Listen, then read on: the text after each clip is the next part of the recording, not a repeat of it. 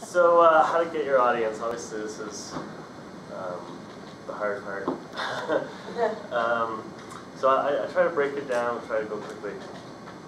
First of all, don't fight Google.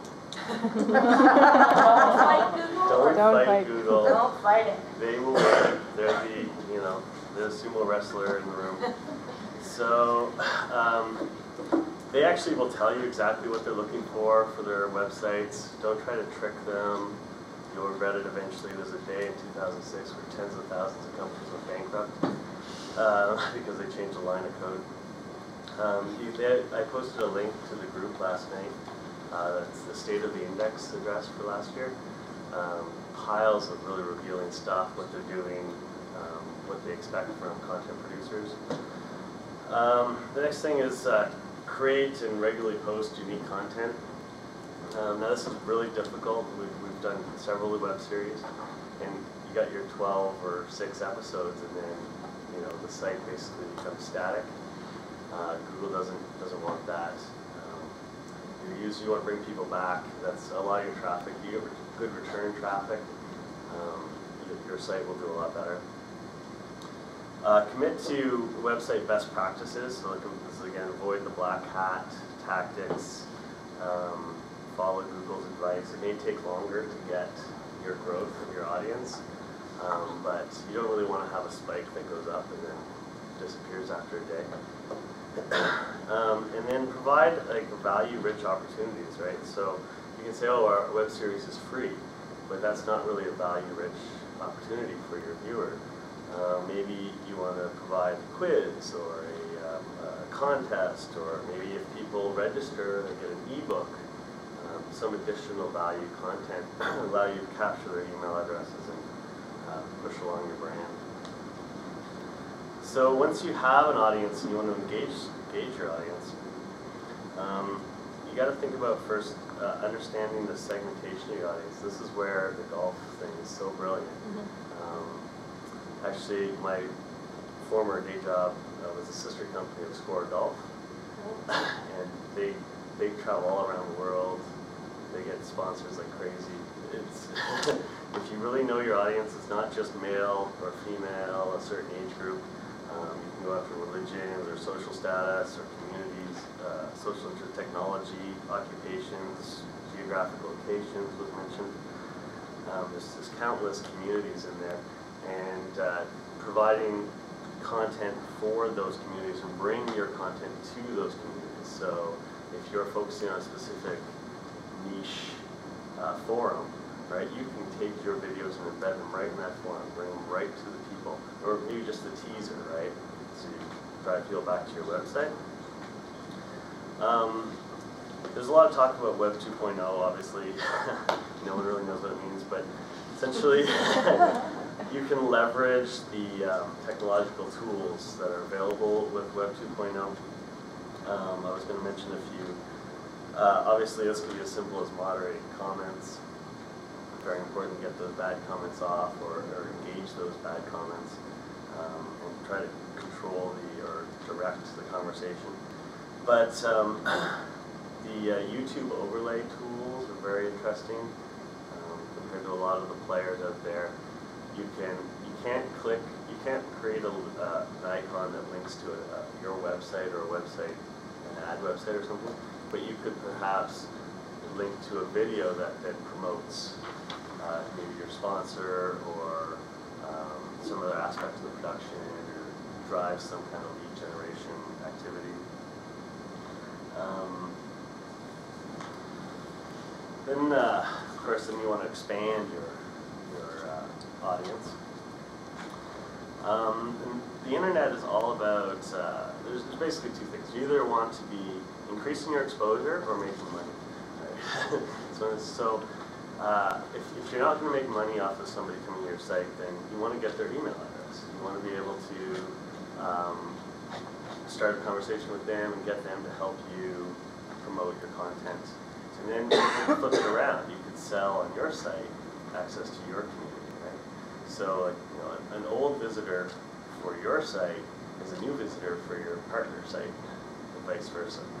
So you can basically trade and barter the two things, revenue or exposure. Email capture. Everybody should be doing email capture. We're going to have a bunch of interesting email capture ideas going into our project. But basically, you need to offer them some reason to give them your email address. And you want to make sure it's an email address that they're actually going to go check, not their spam account or something like that. So registration to your sites, if you're using WordPress or any of them really, you can get people to register, capture their email addresses, and then you can hit them in the future and use a call to action to actually bring their community in. I wrote an example here. Hey, check out the Ruby Sky Facebook page.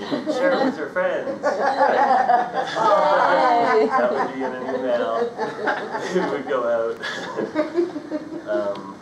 But that's actually really critical, that I hope all of us will be doing that for each other. That's a good starting. Yeah. Right.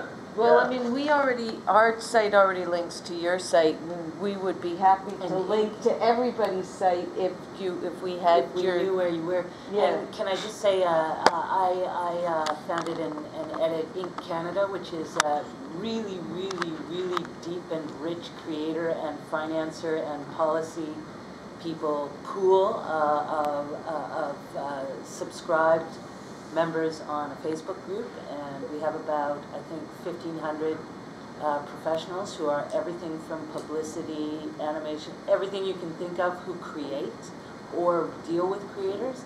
And if we know about your stages and steps as you go out socially, we will promote it.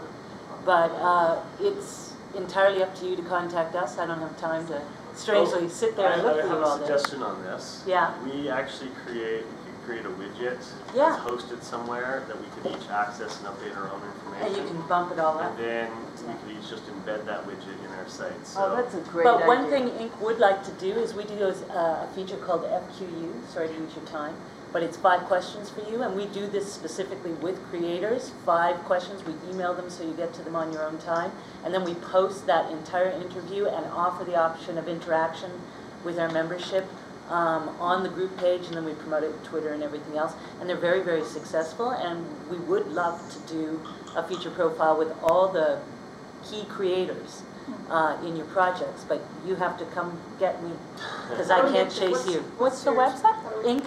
Canada, INKCANADA, strangely.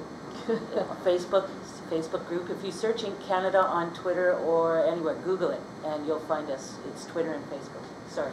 Like, it would be great if we could all commit to having a page on our sites about the IPF. Yeah? Yes.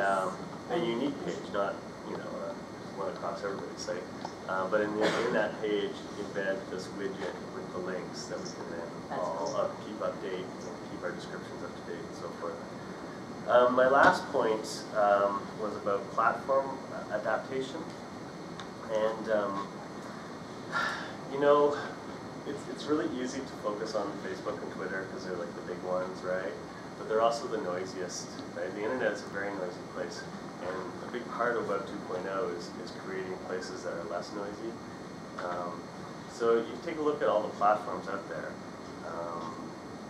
There are lots of platforms that have like 1 million views, 1 million regular users, or 10 million regular users, which in internet terms is a very small number.